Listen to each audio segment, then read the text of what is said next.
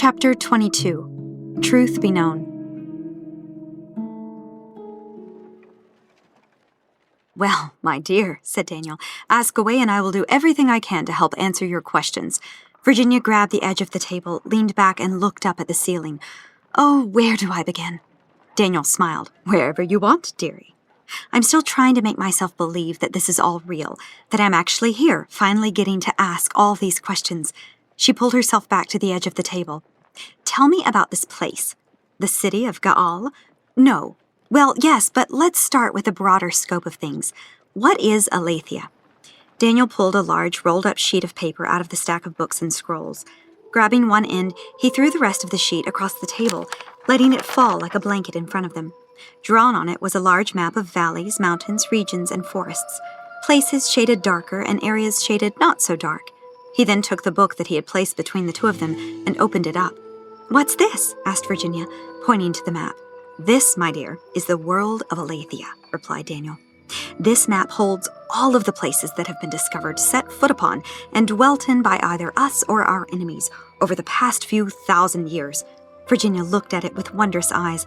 "Is this the whole world of Alaythia?" "Well, not all of it," replied Daniel. "This is merely a portion of it, but a large portion at that." He placed his finger upon every point he addressed.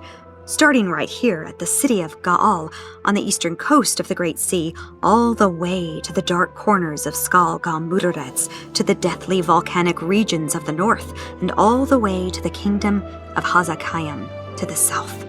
Virginia gracefully stroked her fingers upon the map. "It sure is beautiful. How did Alaythia come to be?" Daniel turned the book's pages that rested between them until he came to the first page. Virginia took special note that the book's front cover started from what appeared to be the back of the book, to her. Its text was scribed in a different language she had never seen before, and after seeing Daniel tracing his finger under the words, trying to find his starting point, she deduced that it was read from right to left. "This is the book of our ancestry, Virginia," said Daniel. "This book contains the history of the world of Alaythia. Long ago there was nothing, just like Earth. Then one day words were spoken in the darkness, and from there came a light. Like how the Earth was created, so was Alaythia created." "And who was its creator?" she asked. "His name is too powerful to say. Those loyal to him in Alaythia called him Oralmuti, the creator of Alaythia. He's the same one that created the Earth, although I hear you call him by a different name in your world, one that is so sacred, pure, and powerful that no one dares pronounce it. Long ago, Alaythia and Earth were one. Nothing was hidden. But the more the hearts of man became cold, the more Alaythia vanished before their eyes. It was only discovered by those who sought, those who looked for it." How did they know what they were looking for? They didn't know exactly what it was, but they knew that if a creator had created Earth, he must be out there somewhere. "They that seek shall find," as the ancient Alaythian proverb says, and find him they did in this place, but more like, he found them. Virginia pointed at the eastern part of the map. "What's that there, that darkened spot? What is it?" "That is the land of the Kingdom of Darkness, also known as Skal Galmudaretz. Long ago, when Oralmuti created Alaythia, he had loyal subjects who were under his command and came from his dominion, but one of them attempted a coup and tried to overthrow Oralmuti. The traitor's rebellion failed. As punishment, this once loyal subject was cast out of Oralmuti's dominion and now resides in her own kingdom in the land of Skal Galmudaretz, where all crafts of darkness and evil are birthed." "What's her name?" "This monster has no gender, but is disguised as a woman and known in Alaythia as Rachnana, the witch of Skal Galmudaretz. However, she calls herself the Angel of Truth, or even the Queen of Alaythia, but she is the furthest thing from the truth or a royal bloodline." Virginia paused for a moment and thought about what Charles had told her. "Soaring Eagle told me about a woman that birthed an offspring with a malicious Indian warrior known as Bloodstar." Daniel raised his head. "Yes." He pulled another book from the pile next to him.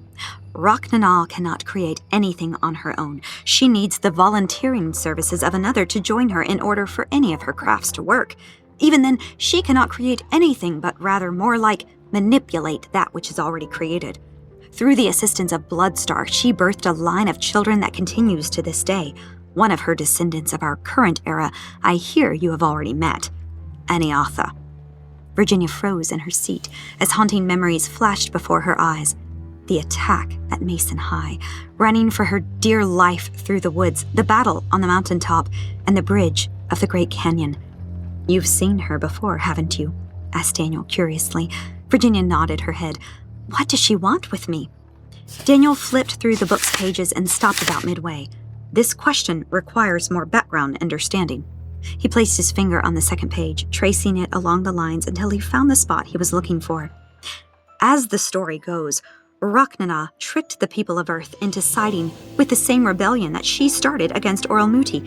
This grieved Oralmuti because man was his most precious creation. As the laws of Oralmuti's dominion required, anyone found in treachery fell under the punishment of banishment from his land, including Alaythia, by way of death. Because all were guilty, there was only one way that righteous judgment could be paid: the blood of one innocent. One who did not participate in the rebellious crime committed against Oralmuti, one who would have to be offered as a substitute on a voluntary act of love. Once the judgment price was paid in blood, man would have no more debt to pay. They could be set free and made new. However, not one person in all of Alaythia was innocent of the crime of rebellion against Oralmuti. "What about the generations after those who rebelled?" asked Virginia. "They didn't do anything wrong, did they?" "They all adopted the same law code that their parents had chosen before them," said Daniel. "Not one of us here in Alaythia, in some way or another, can confess to having not rebelled against Oralmuti, including the people of Earth as well." "Sounds like we're all in trouble." "Aye, we all were in trouble, indeed, my dear," agreed Daniel. "But there was hope." "Hope? Even in this dark moment, there was hope?" Daniel flipped a few more pages into the book and stopped, placing his finger on a new spot. "No matter how dark any moment may seem, my dear, there is always hope." He looked back at the spot where his finger rested to ensure it was in the correct location. "Ah, yes, here we are. You see, my dear, Oralmuti is the author of hope, and it shines like the day wherever his kingdom touches. For all of us who awaited our final destruction, he provided a way of hope for all. There arose out of the people a warrior who stood for the principles of Oralmuti. Although he was considered to be a rebel like the rest at heart, Oralmuti saw something in his heart unlike anyone else, a desire for the kingdom of Oralmuti to return to Alaythia. Oralmuti made a covenant with this warrior and his descendants and gave them a land where all could see the sign of hope. These people came to be known as the tribe of Oralmuti, or more commonly known as the Waters of Alaythia. Oralmuti gave them a power that was beyond anything in Alaythia, and a weapon beyond any element of this world called the Metal of Oralmuti, Virginia guessed. "Aye, indeed, the Metal of Oralmuti." Oralmuti trained the Waters of Alaythia in a way that no one else had ever seen before. Whenever an opposing force went to war against them, they outmatched their foes unlike anything else.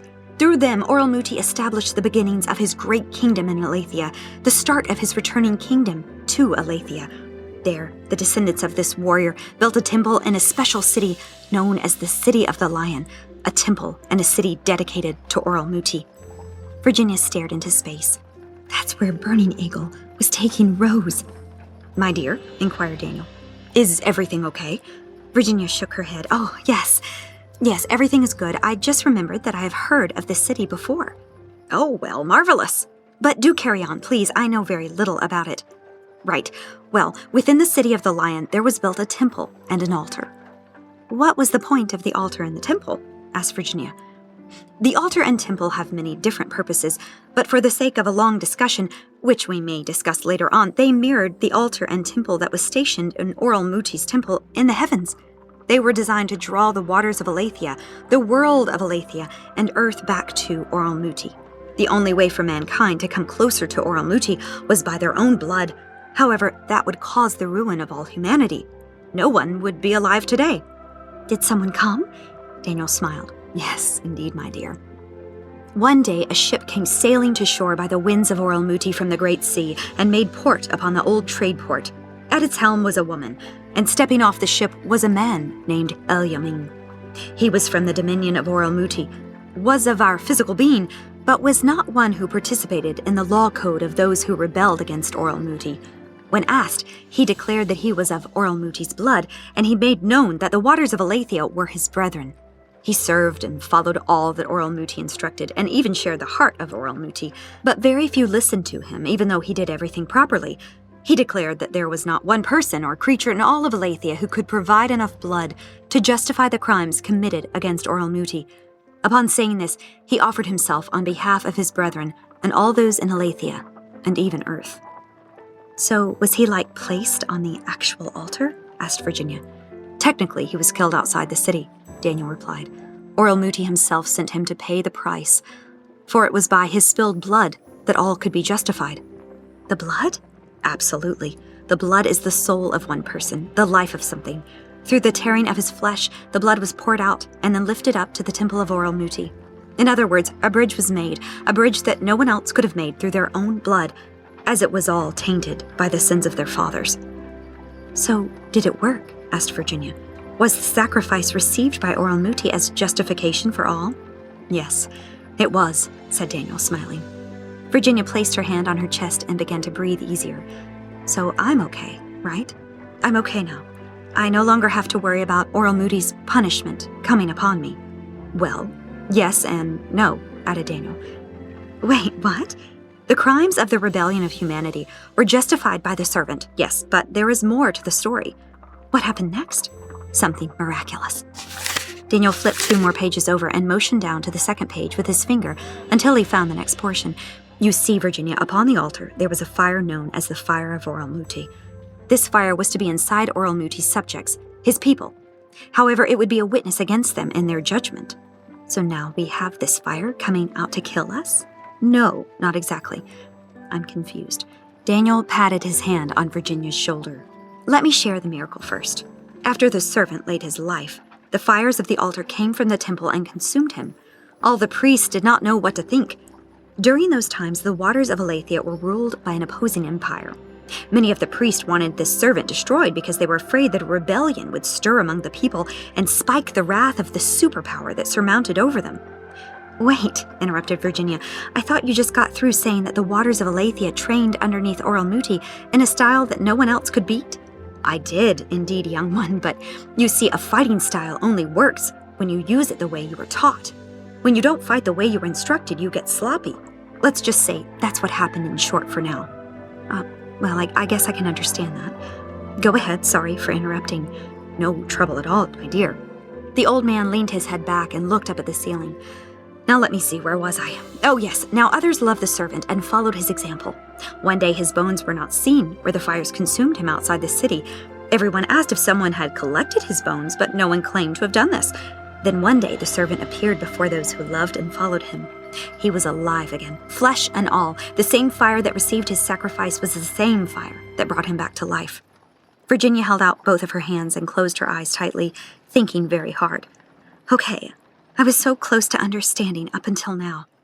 She opened her eyes. "The fire that burned him brought him back to life." "It did indeed, dear one," said Daniel joyfully. "This fire that burns on the altar is one who causes death and restores life.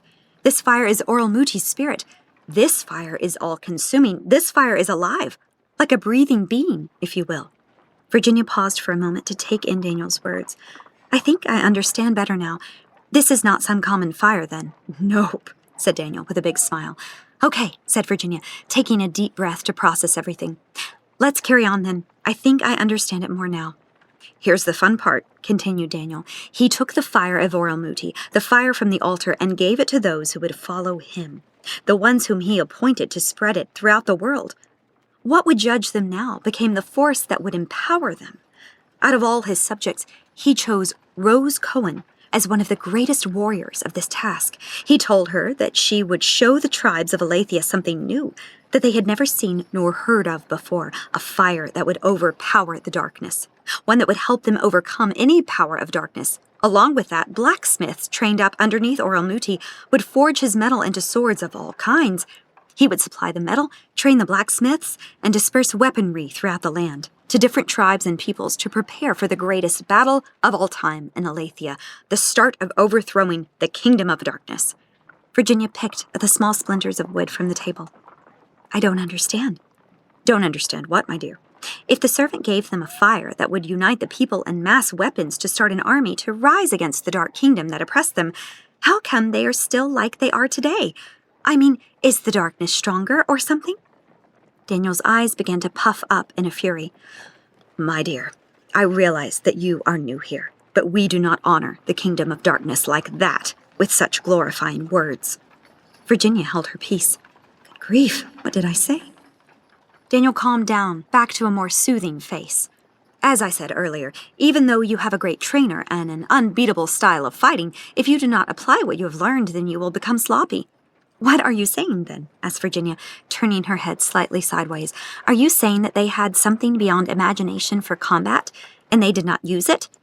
Daniel stroked his beard, pondering if there was anything else to add or correct in Virginia's statement. That's pretty much it. You said it. Virginia's chin dropped. Say what?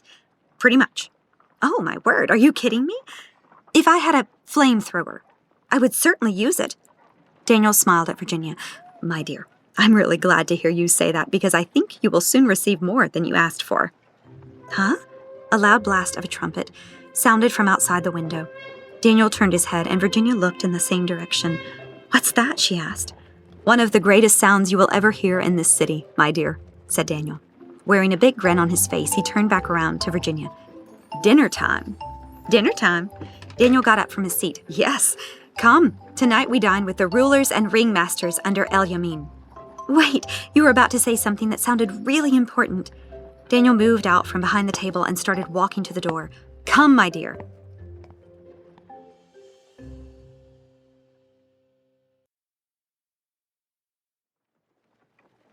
Virginia grabbed her backpack, jumped up and followed Daniel. Daniel, wait!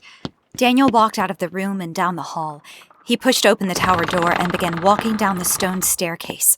Come, or we'll be late. Virginia followed closely behind him. Daniel, wait, you just don't leave people hanging like that, especially when it could possibly sound like linking someone to a mass military strike. Daniel! Daniel! Daniel made it to the door at the bottom of the stairs, opened it slightly, and peeked through. Virginia made it to the bottom and looked at Daniel curiously as he spied through the door crack, like a child playing hide-and-seek. Daniel, she whispered sharply. Daniel! Daniel turned around and placed his finger over his lips. Shh, listen very carefully, my dear. Out there is a multitude of very elite men and women who are from all over Alaythia. This council is known as the Table of Rulers and Ringmasters. Confusion wrinkled her face. Ringmasters? Yes. Oh, did I not mention the ringmasters in our talk upstairs? Virginia shook her head. No.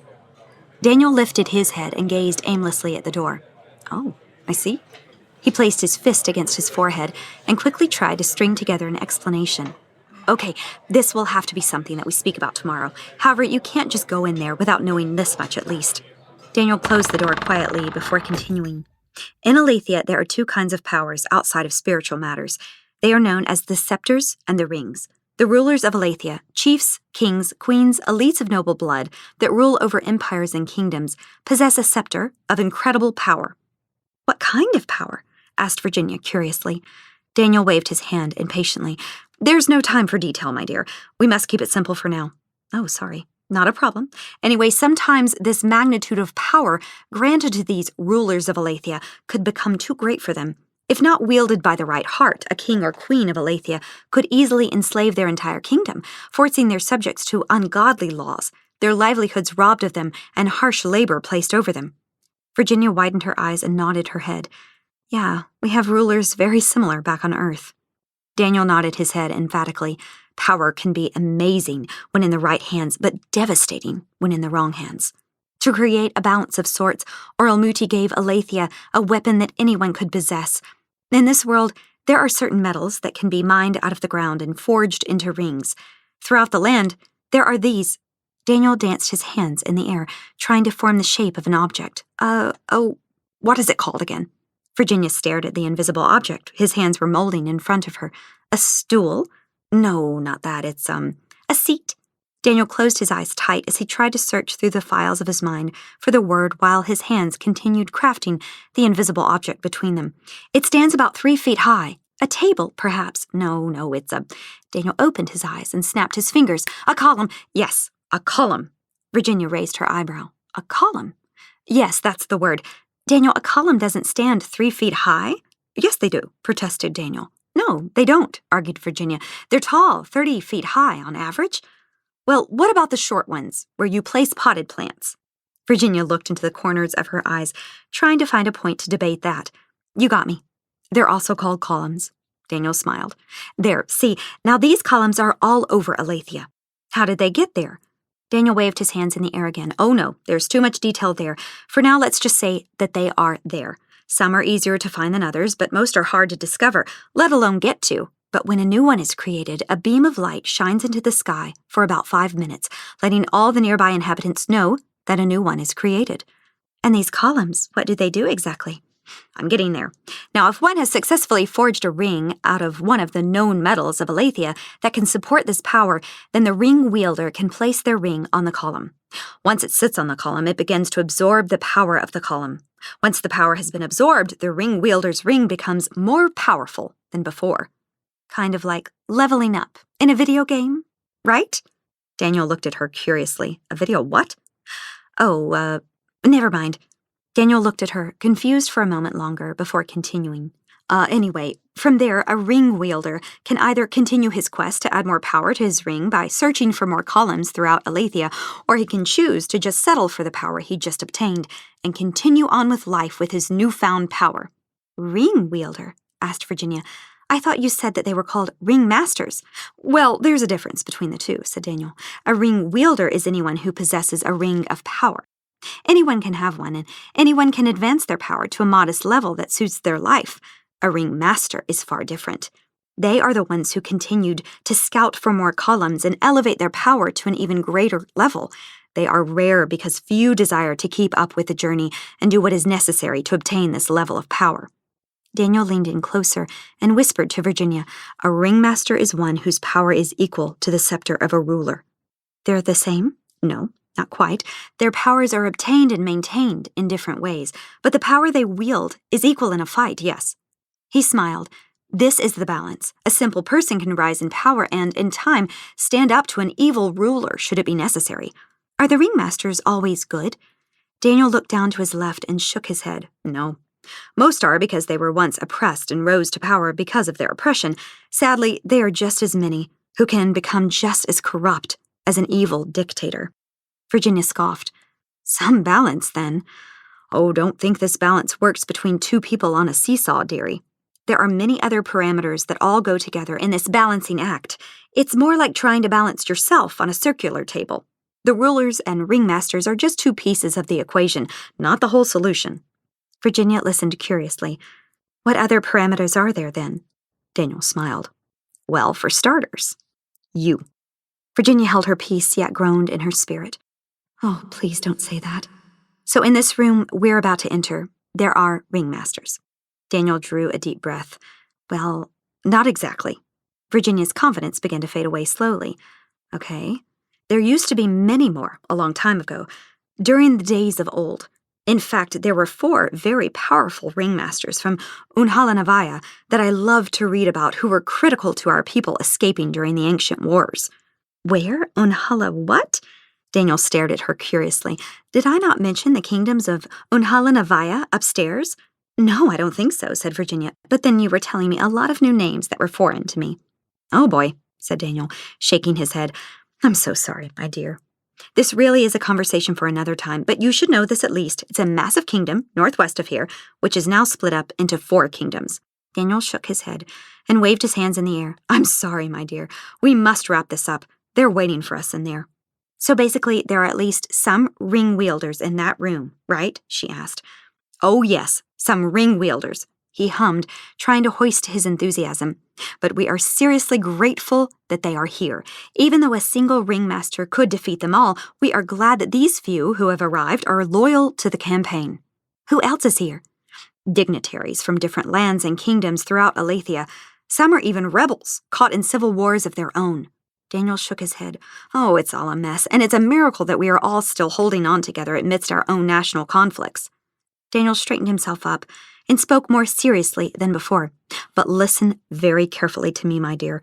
Outside, there is a representative of one of the kingdoms of Unhala, one of the few powerful kingdoms left in Alaythia that is devoted to helping us. It is crucial that they see you at your absolute best.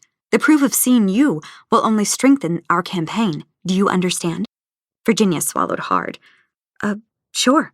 No pressure, right? Daniel patted his hand against her arm. You'll do fine, dearie. Virginia pushed the door open slightly, peeking inside the room and looking at each person, standing or sitting around the table.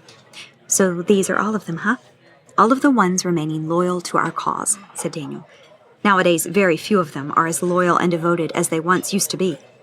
They are the last remaining support that we have. Now, the good news is that all of them are allegiant to Elyamin. The bad news is that not all of them out here get along too well with each other. You must remember what I said and present yourself in the best, ladylike conduct you could ever imagine. All right?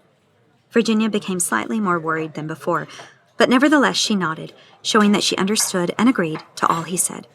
Daniel grabbed the door handle. All right, here we go. Before he opened the door all the way, he spoke a final word of encouragement to Virginia, one that she would come very accustomed to.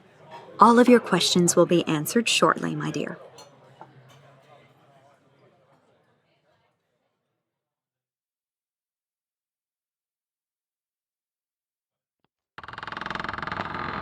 Daniel opened the door and walked out into the large dining hall.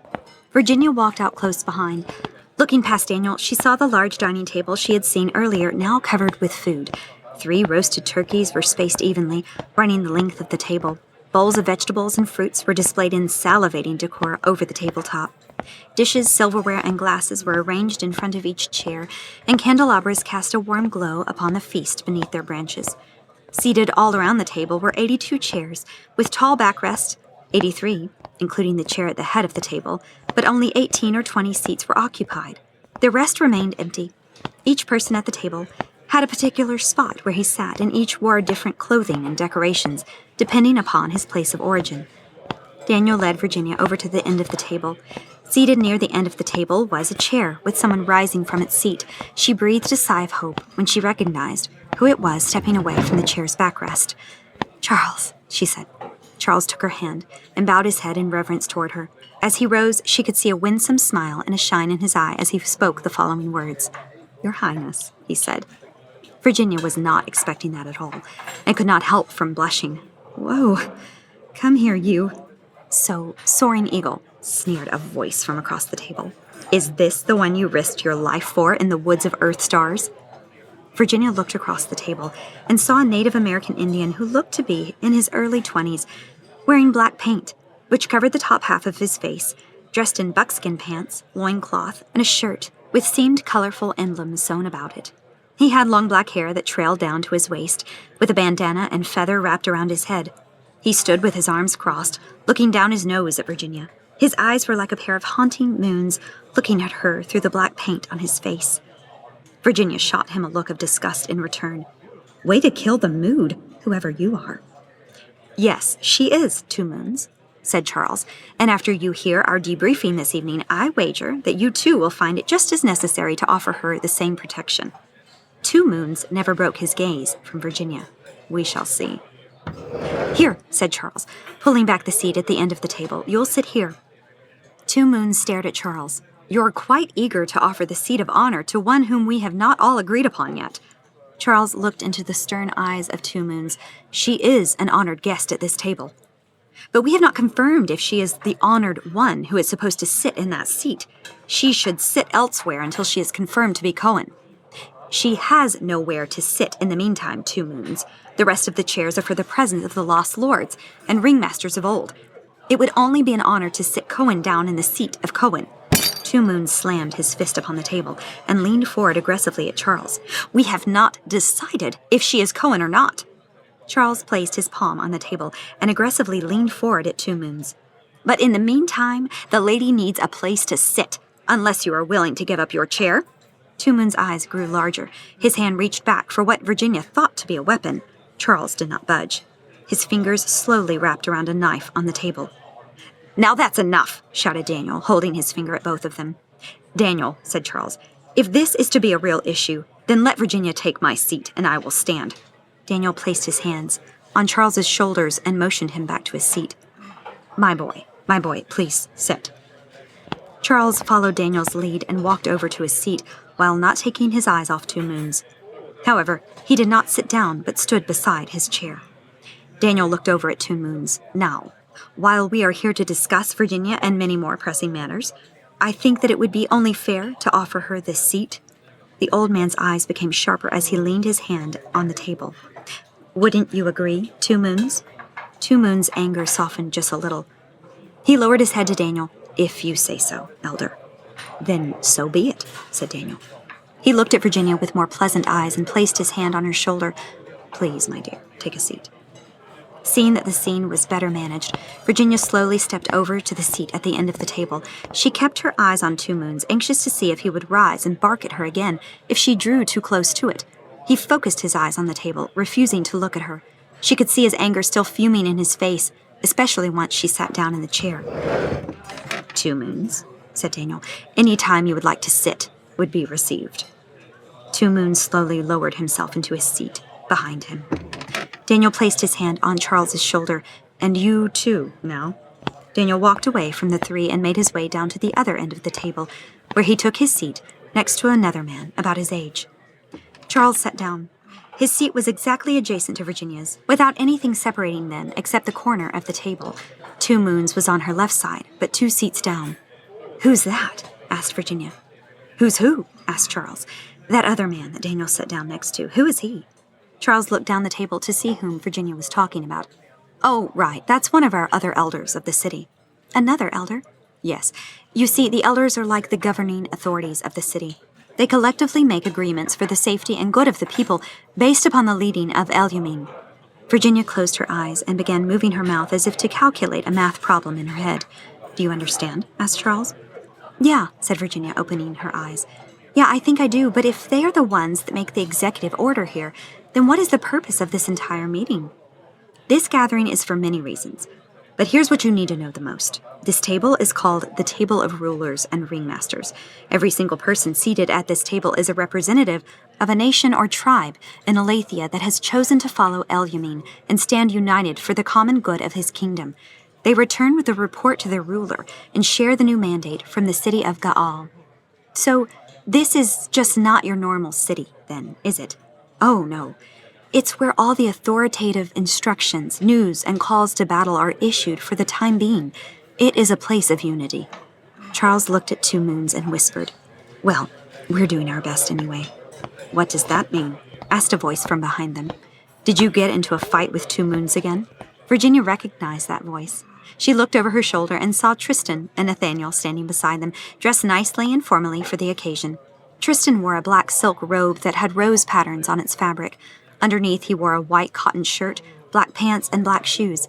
His bandana around his eyes was also changed to a white silk one with silver trim along its edges and a blue stripe running through the middle, with letters written upon the blue section in a language Virginia recognized from the books Daniel was reading. His dove rested peacefully upon his shoulder. Nathaniel wore a black tunic and baggy pants as dark red as a rose. A burgundy and black shawl wrapped around his neck like a scarf, and black leather sandals were strapped to his feet. They both carried a new atmosphere Virginia had not seen before, a royal, high presence once hidden from her. Oh, said Virginia, looking back at Charles. So that wasn't the first time you two had a disagreement? Oh, not at all, exclaimed Nathaniel. They've been going at it for quite some time now. Every meeting starts with Two Moons trying to find something not perfect with how he thinks the meetings should start or conclude. This eventually involves Soaring Eagle jumping in and politely telling him to, well, stop grumbling. But that never stops Two Moons from expressing dissatisfaction with the gatherings, added Tristan. Am I right, Two Moons? Two Moons just glared at the taunting, teasing boy. At least your ears seem to be working just fine. Tristan pointed his finger at Two Moons. Ha! A blind joke! I saw that one coming. Tristan placed both palms on the table and leaned toward his angry rival. While we are examining each other's features, how about discussing those lopsided ears of yours? Two Moons slammed his fist on the table and rose to his feet, knocking his chair to the ground behind him. Enough! Tristan pulled back some. It's still angry, I see. I said enough, thundered Two Moons. Virginia looked down the table and saw Daniel making his way back to the scene. Did either of you boys understand a word I said only a moment ago? He snapped in a sharp whisper upon approaching them. Tristan just raised a finger at Two Moons. It was him. I saw the whole thing. Two Moons gritted his teeth together and picked up an apple from a fruit bowl in front of him. Then, with all his boiling anger, he hurled it at Tristan's head. Without flinching, Tristan caught the apple in his extended hand and turned his head. A slow smile stretched across his face as he looked down his arm past the apple and directly into Two Moon's eyes. Two Moon's face carried mixed emotions of anger and fear. "How do you do that?" Tristan took a bite of the apple. "You should know well enough by now." "All right," said Daniel. "Tristan and Nathaniel, go sit in your seats." Tristan took another bite of the apple and walked over to the chair on the right side of Charles. Nathaniel followed and took his seat to the right of Tristan. Daniel stood at the corner of the table between Charles and Virginia, taking a long, deep breath through his nose. "Now, I don't think I need to explain to all of you just how serious this meeting is, or the gravity of this moment in history. We have just entered a season where everything we have read about is on the verge of taking place. The forces of the kingdom of darkness have never taken such risks in any other time past to ensure that the prophecy does not take place. She does not want Cohen to rise up again. If there is any time for us to learn from the past failures of our ancestors, I can assure you, gentlemen, it is now more than ever, and here you are about to start another civil war and divide us all over again." Virginia saw that Charles lowered his head in reverence to what Daniel was saying, taking his words to heart. The gravity of his words seemed to have a significant impact on Tristan and Nathaniel. Even Two Moons took the wisdom of Daniel seriously. "Now," continued Daniel, "the meeting will begin soon, once the last elder is present, and when he arrives, I expect each one of you to behave like the leaders you are." He looked down at Charles. "Considering that he is your trainer, Soaring Eagle, I don't think I have to tell you how much he would appreciate your support in this meeting, now more than ever." Charles nodded his head. Without another word, Daniel walked back to the other end of the table as quietly as a ghost. Virginia looked around, leaned over to Charles, and softly whispered, "Are we allowed to talk?" A soft smile brushed against Charles's face. "Yes, we can." "Okay, because I've got a question." "Okay. When exactly will this meeting take place? I'm getting kind of anxious." "As soon as the last elder arrives, like Daniel said." "Well, how long will that be?" "I don't know. It shouldn't be too terribly long from now." "Well, what's he like?" "What do you mean?" "I mean, is he scary? Is he strict? Is he mean?" Charles chuckled a little bit. "No. Well, not all that much anyway. But he does have a strict nature about him." "What will he think of me?" "Oh, I'm more than certain he will like you." "Well, will I like him?" Virginia did not finish her sentence when the big double doors behind her opened slowly. The fading sunlight from dusk spilled into the room and fell upon Charles's face as he slowly smiled an exciting grin. "I think you will," he said. "Here he comes now." Virginia turned around and peered behind the backrest of her chair. A man wearing a white tunic, white pants, and black shoes entered the room. A red sash was tied around his middle, supporting the weight of a heavy sword sheathed about his side. His head was shaved bald. A thick white mustache accented the big smile that stretched across his face. He placed his hands on his hips and looked Virginia dead in the eyes. "So, tell me, honey," said the man, "in your wildest dreams, did you ever expect to be swept up into an adventure like this during your stay?" Virginia's breath was snatched away from her. She jumped out of her chair, ran towards the man, and threw her arms around him. "Uncle Andrew!"